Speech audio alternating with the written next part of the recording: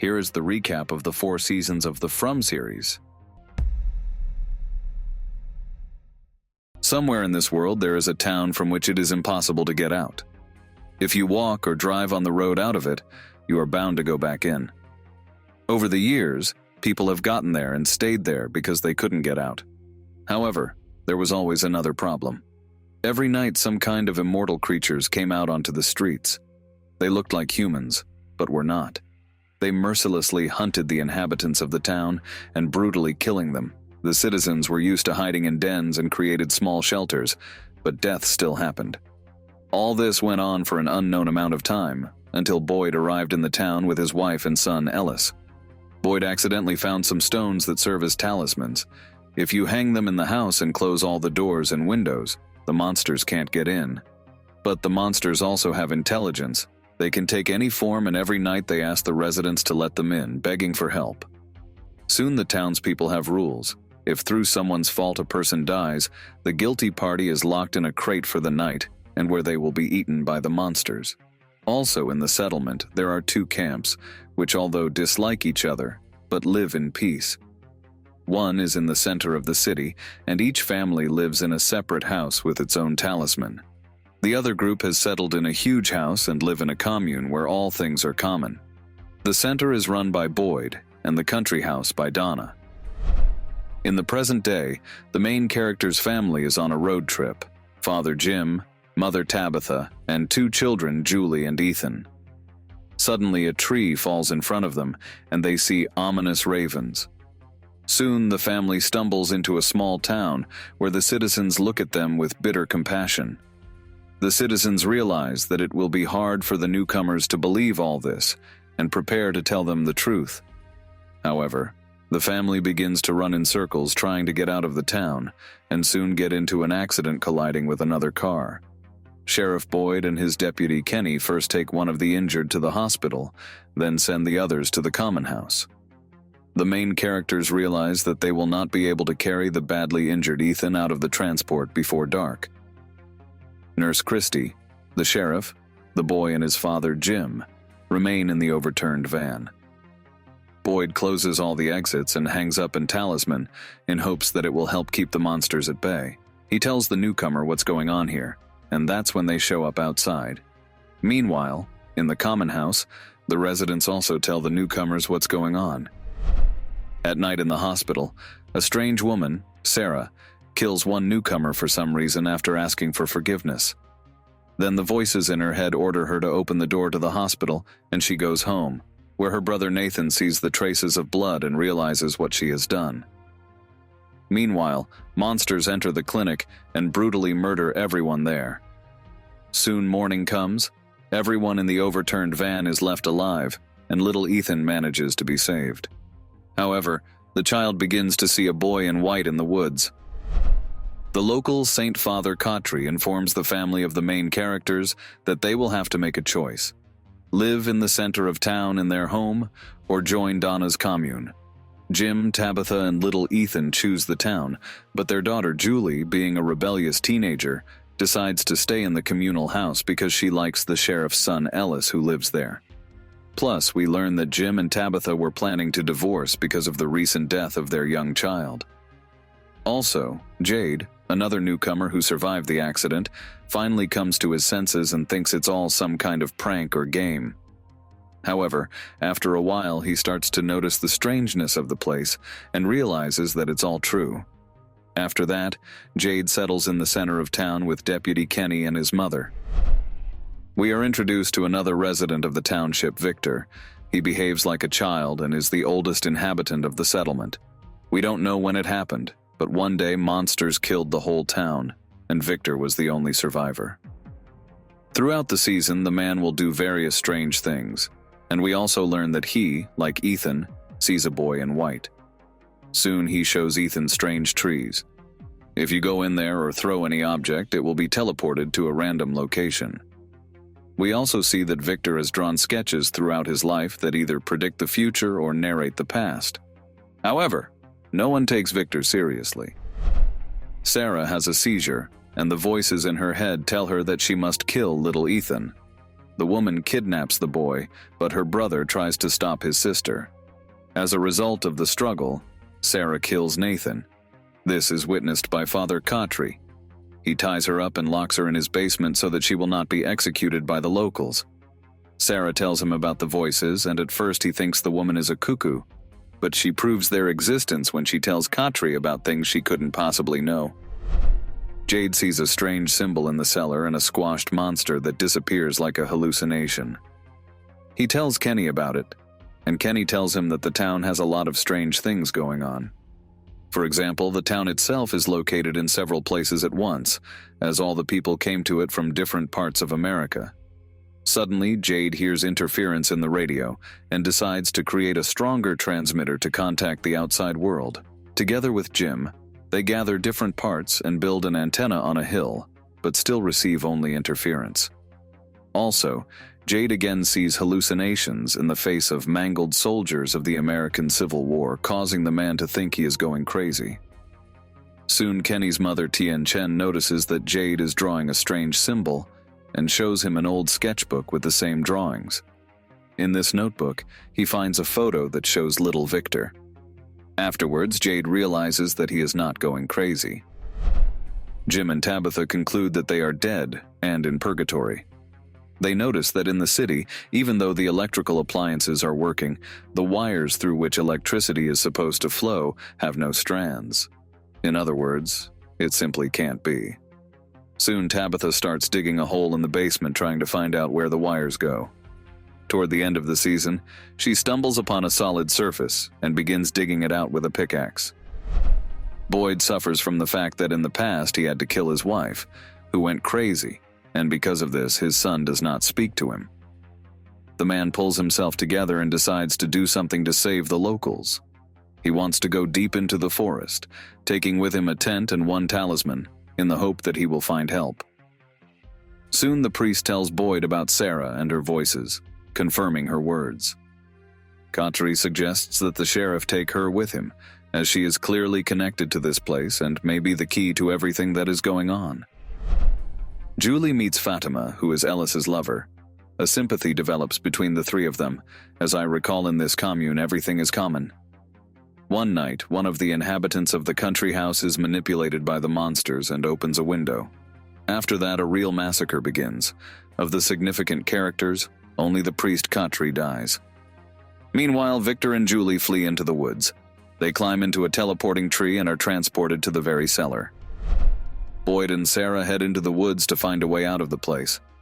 After walking for a few hours, they come across a strange tree with bottles hanging from it. After knocking one down, Sarah has another seizure, and Boyd has to pitch a tent. When she regains consciousness, he shows her the note that was in the bottle. It is dated 1864. Sarah says that a new voice has appeared in her head, telling them not to go any further, as there are worse things than monsters in the forest, and also says a phrase that hints to us that it is the voice of Boyd's dead wife. Suddenly, the tent is attacked by an unknown force, after which a bright light comes on and Boyd hears a loud sound. However, when they come out, they see that the whole forest is covered with webs. Boyd is visited by hallucinations of his wife and is then attacked by spiders and bites the sheriff. Soon the travelers see a lighthouse from which the strange sound comes. On the way, Boyd becomes quite ill. A boy in white appears and tells Sarah that it is safe in the hollow of a nearby tree. She pushes the sheriff there, after which Boyd finds himself in a bottomless well from which it is impossible to get out. At this time, Jade and Jim are going to build a huge antenna on top of the country house, and all the residents decide to help them with it. After completing the construction, Jim turns on his radio and hears a voice addressing him by name.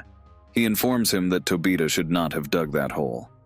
The man hurries home, but at that moment, the bottom of the pit collapses and a woman falls into the cave. She sees that the power wire doesn't really lead anywhere. Victor suddenly appears and informs her that it is not safe here, as the monsters sleep in this place. He shows their drawings and also says that the boy in white told them where to find her, and they need to get out of here soon. At this point, just before sunset, a whole busload of people pull into the town. This is the end of the first season. Let's pause for a moment. Here you can like this video, subscribe to my channel, and write some comments. Thanks. Before the bus pulls into the town, Elgin, one of the passengers, has an ominous dream and asks the driver not to go any further, but they don't listen to him and stop at a diner. The rest of the town realizes how difficult it will be to explain to so many people about where they are. So Donna threatens them with guns and forces them into the diner. However, some escape. Meanwhile, Jim tries to rescue his wife, who has fallen into a hole in the basement and is helped by the new arrivals. Soon the house collapses, and the others decide to take their time with the rescue, as it is soon night and the monsters will come out. When the monsters arrive, they kill several of the escaped newcomers as well as the local bartender. Meanwhile, Victor leads Tabitha through the tunnels under the city. It turns out that this is where the monsters live, but they sleep during the day. Tabitha sees a small child in a cage in the cave. Soon they come to the surface and hide in Victor's secret hideout. Boyd is in the well for some time, but he cannot get up on his own. Soon someone throws him a rope, and when he climbs out, he sees a weak old man chained to the wall. He tells him that there is something worse in the forest than the monsters that come out at night. Suddenly, the melody coming from the music box starts to play. The old man says that Boyd needs to get out soon, but first he asks him to kill him, ending his suffering. The main character wants to free him, but when the music stops, the old man scratches him, puts his bloody hand to the wound and says, "My blood, now your blood," after which he dies. Boyd takes a torch from the wall and finds himself in the same room but already destroyed. Soon some dog appears and it leads the man to Victor's hideout, where he is hiding with Tabitha. In the morning, Boyd discovers some worms under his skin, just like the chained old man. It turns out that one of the passengers on the bus was a girl named Marielle, who worked as a pediatrician. We learn that she is Christie's lover. When she disappeared, Marielle thought that her friend simply ran away, so she became depressed and began to use various illegal substances. In the future, she will steal medicines from the local clinic, but when Christie catches her, Marielle decides to quit. Jade learns that Victor has something to do with the symbol he keeps seeing and tries to talk to him. At first, Victor is not willing to share any information with Jade, but eventually admits that the diary that Jade found in the previous season used to belong to his friend Christopher. However, when people start trying to find out more about the place, an accident occurs and everyone but Victor is killed. During this time, Tabitha begins to see hallucinations of children and tries to figure out what is going on here. Soon she goes to the cave and is surrounded by these children repeating the same word, Ankui. That's when Jade shows up and the kids disappear. Tabitha tells the man that she saw the symbol from the diary in the caves. Jade goes there where he sees the hallucination again. The same children on pedestals looking up and repeating Ankui. And at the top is a hole in roots replicating the same symbol. Kenny finds Sarah in the church and calls Boyd. Turns out the girl went into the tree after the man, but for some reason ended up here.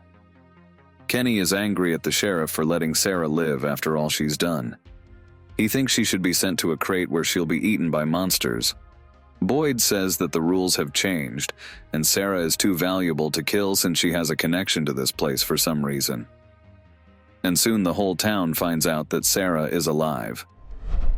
Boyd begins to experience unpleasant hallucinations, as well as pain caused by the parasites under his skin. He even takes Kenny to the very ruins where he met the old man. But no one believes him, thinking that he has simply gone cuckoo. After a while, people begin to realize that the food will soon run out because of the new arrivals. Distrust begins to grow, and while trying to calm the people, Ellis is stabbed.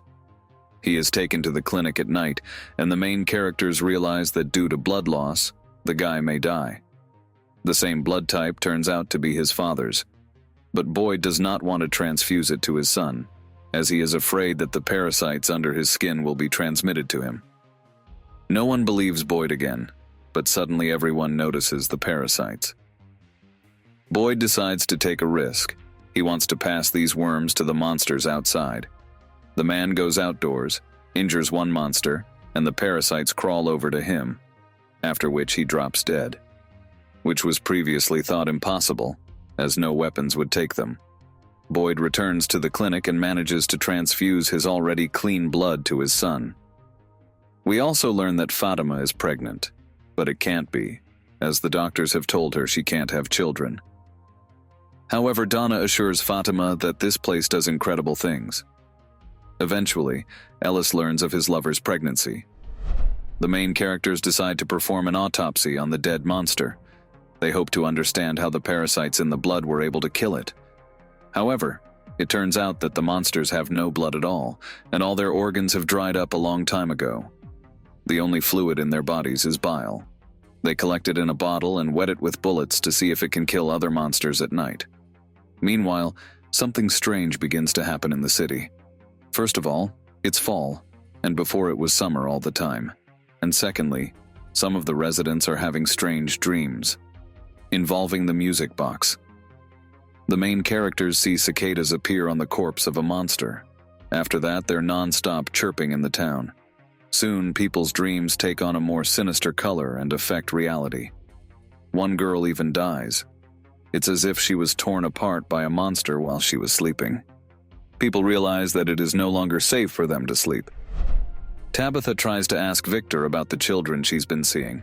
The man takes her to a graveyard of cars that he has brought here over the years. Opening the trunk of one of the cars, Victor shows Tabitha the drawings and remembers that as a child he had a sister who disappeared the day everyone in town died. He believes it all happened because his mother went to a certain tower to save the children. In her view, it would have helped all the people get out. Tabitha realizes that she has also seen this tower in her dreams. Just to remind you, this is the same lighthouse from the end of Season 1. Now Tabitha is also determined to get to the tower and save the children she sees in her hallucinations. All the newcomers have accepted the new rules of the place, except for one guy named Randall. He believes that he is being lied to by everyone, and in fact the leaders of the town are hiding the whole truth. He soon meets Jim, who after the house collapse and radio signal at the end of the first season, has also started to question the nature of the place. Jim thinks they are actually being watched, and Randall quickly picks up on his idea, elevating it to an absolute. At first, they try to find out more information from the most suspicious personalities in the town, and then Randall goes off the deep end. He believes that Donna and Boyd are here to control the common people while someone is experimenting on them. So the guy kidnaps Donna, ties her to a tree, and plans to watch her at night. Supposedly, no one's going to lay a finger on her. Randall is stopped by Boyd, and since it's getting dark, they all hide together in an overturned trailer. Boyd decides to try out the new bullets he soaked in the monster's bile, but it doesn't work. Suddenly, a melody from the box starts playing. The main characters panic and realize that they have to get out of here. Donna, Boyd, and Jim escape, but Randall is attacked by cicadas and falls into a coma. At the same time, the same thing happens to Marielle and Julie. Throughout the season, newcomer Elgin tries to remember the dream he had before he came to this town. Everything seems familiar to him, but at the same time so far away. Soon he learns of Fatima's pregnancy, and this is when he finally remembers everything. In his dream, the boy in white recites a nursery rhyme. Here they come for 3, unless you stop the melody. Boyd believes that when he gave the parasites to that monster, he unleashed some kind of entity that can kill people in their sleep as well. The only way out is to destroy the music box, but he doesn't know where it is. Meanwhile, Sarah is determined to do something to help the people of the city, and asks Boyd to take her to the woods. They come to a ruined building where the main character met an old man earlier. Sarah begins to hear Randall, Marielle, and Julie screaming, as well as Melody. She knows where the music box is, but for some reason it is not in that location. Not knowing what they should do next, the main characters head back to town. Ellis realizes that after all that has happened, his beloved Fatima is beginning to give up. So he asks her to marry him. During the simple ceremony, Ellis gives a speech, and Boyd figures out how to get back to the very place where he met the old man. He finds the torch he took from there and heads for the ruins. The lit torch actually takes Boyd to the place, but this time he sees Randall, Marielle and Julie chained to the wall. The melody starts playing again, and some entity in the form of his wife appears. She tries to dissuade Boyd from destroying the music box and hints that this whole place feeds not on the suffering of the people living in the city, but on hope. Their deaths are inevitable. If the man destroys the music box, he will simply prolong their suffering. However, Boyd breaks the music box, and then Randall, Marielle, and Julie come to their senses, and the cicadas in town fall silent. A little earlier, Tabitha asks Victor to take her to the lighthouse. The man doesn't know where it is, but he knows how to get there. He leads her to a tree with bottles and tells her that a hole in the trunk will take her to the tower. This is what actually happens. Tabitha goes up to the top. Suddenly, a boy in white appears, apologizes, and throws her off the lighthouse. A few days later, she regains consciousness in the hospital and realizes that she has somehow left that cursed place. This is the end of the second season. Some time passes in the township. Because of the cold weather, all the crops start to rot and people realize that they won't have enough to eat. That same night, monsters release animals from the barn, and the townspeople try to save at least one. Boyd and Kenny's mom go into the barn and hang a talisman to keep the monsters out. However, they didn't realize that the monsters were already waiting for them inside. They kill the old woman in front of Boyd and say that this way they want to break his will. A little earlier, Jim decides to go in search of his wife. Together with Kenny, they stumble upon an unexplored place with several ramshackle houses and strange scarecrows.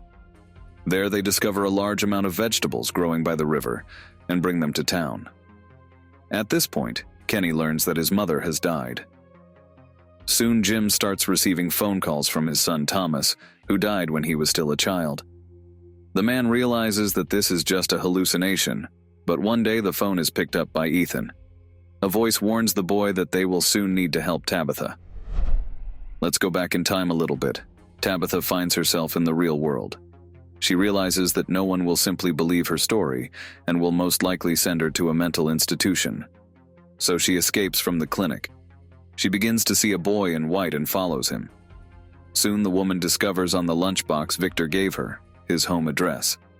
She finds this house and meets his father named Henry. At first, the man thinks it's some kind of prank. But when he heard about the children who needed to be rescued from the tower, he believed it. It turns out that many years ago, his wife began to see hallucinations and started drawing pictures. On them, she depicted the very town that she finds herself in after a while with her son and daughter.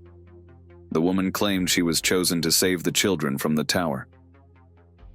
In the backyard of the house, Tabitha sees a tree with bottles and tells Henry that it's the same kind she went through to get to the tower. Henry informs her that it is a replica, and the original was created by his wife in a neighboring town. They head there, but on the way they have a car accident. The main characters come to their senses already in the ambulance, and suddenly the car stops. It turns out that a tree has fallen in front of them. Tabitha realizes that soon they will all get to the township. She tries to explain to the medics and the policewoman what they need to do, but they don't believe the crazy woman. The driver pulls over as there is a body lying on the road. The medics try to figure out what's going on, but the monsters kill them. Boyd shows up with Randall and the sheriff saves Tabitha and Henry. However, he has to leave Randall behind. However, the monsters do not kill him, but leave Randall crippled to further frighten the people. Meanwhile, a new police officer named Acosta escapes from the monsters and shoots at anything that moves. She accidentally kills a woman standing in a window, which causes her weapon to be taken away, and she is despised. Meanwhile, Fatima feels strange because of her pregnancy and can't eat normal food. She finds a pile of rotten vegetables and realizes that these are the only foods she can digest. This scares Fatima, but the old woman Tilly calms the woman down. She decides to tell her fortune on tarot cards, but Tilly fails to do so because of a raven that has suddenly appeared. Fatima soon realizes that she is also attracted to the taste of human blood when she was with the corpse of a previously dead woman. Fatima decides to tell Ellis and Boyd about the weirdness. As there was an ultrasound machine in the ambulance, they decide to check if everything is all right with the baby. However, it turns out that Fatima is not pregnant. Tabitha reunites with her family and tells them what happened to her. Soon all the townspeople find out about it and start accusing the woman of doing nothing to help them. After learning about the tree with bottles, the townspeople want to enter it themselves in order to get to the lighthouse and get out of this cursed place. However, the first lucky person to get inside teleports into the wall of the pool and dies. After that, there's no one left to repeat the feat. Meanwhile, Henry is finally reunited with his son, Victor. At first, they were afraid to meet, as it had been many years. But in the end, all went well. Victor realizes that the changes in the climate of this place are a bad sign. He tries to remember why all the people died when he was a child. So he digs up the stuff of the dead, and together with Sarah, he wants to sort it all out. Suddenly, he remembers that there was a man named Christopher, who was also connected to this place, as well as some of the townspeople. Christopher had a doll that he always talked to, and according to Victor, it knows the whole truth, except that it is located in the caves of monsters. Together with his father, he goes there and finds the doll. However, it does not speak as expected. Eventually, Victor remembers that it was not the doll that spoke, but the boy in white. But the boy does not want to share any information with them. The angry man goes to the tree with the bottles and tries to cut it down. The boy in white appears and asks him not to do that. He can't tell them the whole truth, as they have to figure it out for themselves. Fatima starts to go cuckoo because she feels that she is pregnant, although the ultrasound did not find anything. She decides not to eat rotten vegetables anymore, but this only makes things worse. Fatima seems to be controlled by someone and kills old Tilly. Ellis and Boyd hide her in the woods while they try to figure out what to do next. Meanwhile, Elgin continues to have strange dreams in which he sees a dried-up woman in a kimono. Soon these dreams begin to manifest themselves in real life. The guy finds an old Polaroid and the pictures from it tell him what to do. He drains himself of some blood for Fatima. Afterwards, he kidnaps her and takes her to a secret room that is in the cellar. Elgin thinks that the child will help everyone get out of this place. The guy locks Fatima in the cellar and gives her bottles of his blood so that the baby will grow faster, which actually happens. Randall, Mariel, and Julie have recovered from what happened in the previous season, but each of them still has their own issues. For example, Randall still sees cicadas, and Julie keeps hearing screams in her head. One day, they accidentally stumble upon the ruins where they were chained together last season. Julie realizes that she doesn't hear the screams near the place, so she later returns there with her brother. She enters the ruins and is transported back in time. She is the one who threw Boyd the rope down the well. She is then transported to the tunnels, where she hears the voice of her mother and Victor. After that, she begins to feel tormented again. Ethan manages to call for help. Julie is pulled out of the ruins and comes to her senses. Later, the girl chats with her brother and thinks she can use the ruins to change the past. Jade learns about the tree with the bottles and pulls out notes with some numbers on them.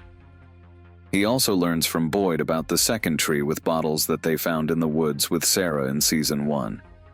Eventually, Jade collects all the pieces of paper with numbers, but there is no logic in them. At first, he thought they were dates when the notes were put in the bottles, but the numbers there turned out to be numbers greater than the current time. A little earlier, the townspeople go to a village with vegetables to replenish their supplies. With them goes Jade, and there again sees strange hallucinations. On top of that, he discovers unusual red rocks. He sketches everything he sees in the village, and Tabitha finds out about the place. She claims she remembers the place from dreams she had as a child. They arrive there, and Tabitha realizes that her fate was sealed. The woman was bound to get here. Sarah begins to hear the voice again, which informs her that Fatima has been kidnapped. The voice laughs at the fact that no one will be able to find her in time. Sarah tells Boyd about this, after which the townspeople begin searching for the woman. Soon the main characters realize that Elgin is somehow involved, and Boyd has no choice but to torture the guy. But in the end, Sarah does all the work for him. They find out where Fatima is and rush to the cellar. However, at that moment, a woman in a kimono is already giving birth. After that, a hatch in the cellar floor opens, and she goes down there. When the main characters arrive, They take Fatima back into the house. Boyd goes downstairs and witnesses the scene where the baby starts to grow very quickly and turns into the same monster they killed in the previous season. Meanwhile, Tabitha is walking with Julie. Suddenly, the woman sees a child beckoning them to follow her. They follow her and find a sad Victor in the bunker. He tells Tabitha that this is where he last saw his mother and sister. Tabitha then realizes that for some reason she remembers that day too. She tells her husband and Jade about this, after which they finally figure out what these mysterious numbers mean. Their sequence is notes. They go to the tree with the bottles and Jade plays the melody on the violin. Then the kids show up and suddenly Tabitha and Jade understand everything. It's a lullaby, and Ankui means remember. The two of them are reincarnations of people who have already been in this place. Tabitha is Victor's mom, and Jade is that man Christopher with his doll. And this is not their first reincarnation. They've been here since the beginning, and they're the parents of some of these kids. And the monsters are people who in the past have sacrificed their children for immortality. Tabitha asks her husband to give her some time to think. Jim is shocked by what he hears and comes to the overturned van. That's when his daughter comes running in and screams that she has to change history. Suddenly, the man in yellow also appears. By the voice, we realize that this is the same man Jim talked to on the radio in the first season, after which the man kills Jim. This is the end of the third season. After Fatima gives birth to that very same smiling monster, Boyd makes his way out of the tunnels and tells everyone what he saw. The sheriff also threatens Elgin, ordering him to keep his mouth shut and not spread the word about the torture in Fatima's pregnancy. Acosta, the new female police officer, is driven mad by everything she has seen and wants to end her life. But Boyd manages to calm her down. He assigns her the task of cataloging all the junk that has accumulated here over the years, so they can get a sense of the history of this place and its inhabitants. As we know from the previous season, the man in yellow kills Jim. He asks Julie what time period she's from now and says that history cannot be changed. After that, Julie disappears, and we realize she was from the future. The man in yellow digs up a suitcase in the woods, takes out some women's clothes, and transforms into an ordinary girl named Sophia. Just then, a newcomer arrives in town. She asks him for a ride, and the unsuspecting pastor agrees. But then Sophia does something to him. The man loses consciousness, and the car crashes into a building as they drive into town. All the residents are shocked by this sudden appearance and pull the two of them out of the wrecked vehicle. Sophia tells everyone that the man is her father, but that night she kills him to keep her secret from being exposed. Afterward, she systematically works her way into everyone's good graces and tries to find out what the main characters are up to. The next morning, Ethan and Julie find their father's body hanging in the barn, along with the message, "Knowledge comes at a cost." Jade thinks this is because they've remembered their past lives, but Tabitha begins to have her doubts. After all, many people in this town had gone mad, believing they had figured everything out and knew how to escape. However, they share all the information they've managed to recall with Boyd and the other key characters, but for now they decide not to tell the rest of the group about it. Julie believes she can save her father by traveling through time and asks Randall to help her. They head to the ruins. The girl goes inside and has another seizure, during which she is transported to the past, when Boyd was testing bullets against monsters. There, she is attacked, but miraculously manages to escape when, in the present, Randall pulls her out of the ruins. Julie realizes she needs to learn to control her travels, and recalls that a similar story appeared in her brother's children's book. She believes there's some connection, and, after reading it, finds a clue. In theory, she needs to somehow create a bookmark for the necessary time period.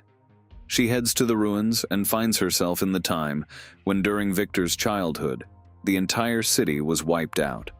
There, she encounters a man in yellow and is so terrified that she no longer wants to experiment with time travel. And she never managed to create the bookmark. Jade can't fully remember all the details of his past lives, so he decides to help himself by eating some hallucinogenic mushrooms he found. He asks Boyd to keep an eye on him, and throughout the episode, he travels around the town and the surrounding areas. In the end, he learns that all the corpses he'd been seeing in his visions over the course of 3 seasons were his previous incarnations. The thing is, each time he was killed not by monsters, but by people who discovered his past. After all, he was essentially responsible for the creation of this place. Soon, Jade finds a door in the basement of the colony house that leads to tunnels. Through them, he reaches the place where children were sacrificed. There, monsters appear and bury him alive. Suddenly, Jade regains consciousness and realizes that he's been here the whole time and never left. He tells Boyd what he's remembered. Jade believes that if they dig up the children's bones, everyone will be able to escape this place. Boyd doesn't trust him, thinking he's just tripping. However, after a while, Boyd decides to check out what he said after all and finds a passage in the basement of the colony house, behind a stone wall. After that, they start working on a plan to dig up the children's bones. While walking through the woods, Ethan and Victor find the clothes of a man in yellow. Victor was so scared that he wet his pants. Later, he shares his memories with the main characters. It turns out that, in the past, a newcomer had arrived in their town. It was the man in yellow, and he lived with them for a while. And when everyone in town died, little Victor set out to find his mother and discovered her being devoured by the man in yellow. In the present, when the main characters learn about this, Tabitha and Jade also tell everyone the truth, that they are the reincarnations of people who lived here in the past. For Henry, Victor's father, all this information is hard to take in, since Tabitha is, in fact, his deceased wife. He spends his days sitting in a bar with a bottle of alcohol, slowly losing his mind. Ethan heads toward the flipped van to retrieve the walkie-talkie and encounters his deceased father there. The man tells the boy that he must find Lake of Tears and that it is very important, then disappears. Ethan tells his mom about this, but she doesn't know what Lake of Tears is. The only lake nearby is where they found food last season. Ethan and Tabitha ask to go with the group that's heading out for supplies. When they get there, Ethan tries to figure out why his father asked him to find this place, but no one has any idea. At that moment, the group finds a rope stretching into the lake. They pull it out and discover 3 enormous dolls. At first, the main characters don't understand what they are and decide to put them back. However, that night, Tabitha has a vision of her past life. She realizes that these dolls are very dangerous and that they are in danger here. Suddenly, the wall collapses and rag monsters attack them. They brutally kill one man and shove another woman face first into the fire. Tabitha also remembers that the very totems located at the entrance to the village can stop the dolls. She stabs one of them with a totem, and the creature dies, while the others simply walk away. The main characters return to town, taking the totems with them, and tell the others what happened. They also show the mutilated corpse of the man who was killed by the dolls, whose mouth and eyes had been sewn shut. Fatima tries to come to terms with what has happened and begins to mold a golem out of mud, which she believes will protect everyone. The others think she has gone crazy, but in the end, they let her finish what she started. Fatima also reveals that she now has some strange connection to the monster she gave birth to. She can feel its emotions and even see through its eyes. Just then, the main characters decide to test whether the totems can kill monsters in town. Kenny goes out onto the street at night and stabs one of them, but he doesn't die. The guy is surrounded, and that same smiling monster corners him. Fatima senses this and somehow prevents it from attacking Kenny. Thanks to this, the guy manages to escape. Fatima tells the others what she managed to do, but now she has some marks on her stomach and is afraid she might turn into a monster. The main characters tell the townspeople that they plan to dig up the children's bones, and that this might save everyone, but the mission is very dangerous. There's only one tunnel leading into the crypt, and it will be impossible to escape if the monsters wake up. Jade remembers that the crypt used to have an entrance from above, but many years later, a tree grew over that spot. That very tree with the bottles. The main character's plan is for a group of people to go through the tunnels during the day. They'll enter the crypt and seal themselves using the talisman, creating something like a locked room. While the group is digging up the bones, the others above will uproot the tree and lower a ladder. When the plan is approved, a boy in white approaches Victor and says that the tree must not be destroyed. Victor tries to explain this to Boyd, but no one listens to him. The man in yellow, who is now walking around in Sophia's form thanks to some kind of magic, reawakens the voices in Sarah's head, and she begins carrying out small tasks for the villain. To make matters worse, Sophia revives the corpse of a man who had been mutilated by the dolls. He bursts into the colony house and attacks the people there, but they manage to stop him.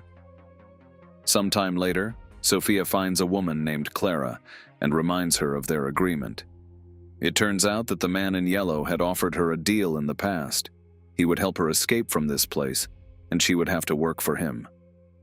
Sophia orders her to spy on the main characters, and Clara reveals a plan to dig up the children's bones. The villain isn't worried, as she knows that it's not just what people do that matters, but how they do it. Sophia steals her yellow suit and temporarily transforms back into a man. He goes to Tabitha and mocks her. Afterward, Tabitha and Jade realize that they are the ones who must dig up the children's bones, as it's part of some kind of ritual. Sophia visits Henry and adds her blood to his alcohol. Afterward, the old man begins to hallucinate, imagining that he is actually lying in a hospital and that his loved ones are worried about his mental health, and that everything happening to him in the town is supposedly a hallucination. The doctors tell him that the only way to leave this dream world is to cut off whatever is keeping him there. The problem is that something is his son, Victor, and Henry is afraid to kill him, since this might actually be reality after all. In the end, he decides to do it, steals a gun with bullets and points it at his son. But Victor stops his father. The man in yellow also orders Clara to bring Fatima a drink mixed with his blood. After that, the woman begins to experience severe abdominal pain, and her marks only grow more intense. Jade and Tabitha descend into the tunnels and, using talismans, make the room impenetrable to monsters. They dig up a sarcophagus containing bones and gather them into bags. At that moment, the tree is uprooted, and the main characters try to make their way outside. But the ladder breaks because Sophia had damaged it earlier. With the hole in the ceiling, monsters enter the chamber but are unable to approach the light. Suddenly, day turns to night, and the monsters draw closer. Jade and Tabitha think they're going to die, but then a powerful earthquake strikes, and another passageway opens up in the crypt. The main characters make their way inside, and the tunnel collapses behind them, separating them from the monsters. But now they find themselves trapped and unable to escape on their own. Because of the earthquake, the talisman at the hospital fell and stopped protecting the building. That same smiling monster appears there and mortally wounds Marielle. Fatima tries to stop him, but she's too late. On top of everything else, she lets out a sound exactly like the one these monsters make. After that, the monster leaves. Christy appears and mourns the dying Marielle. Soon the sun rises again, but red lightning flashes across the sky. And near Ethan and Julie, an unknown force begins scattering objects. Something similar had already happened at the beginning of the season, when their father died. The main characters think that Tabitha and Jade are dead. Suddenly, they receive a signal from them over the radio and decide to rescue them.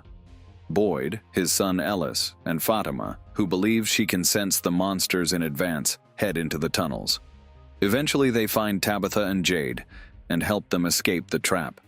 Just then, the monsters appear, and Fatima asks the others to leave. She transforms into one of them and, while the characters escape, prevents the monsters from chasing after them.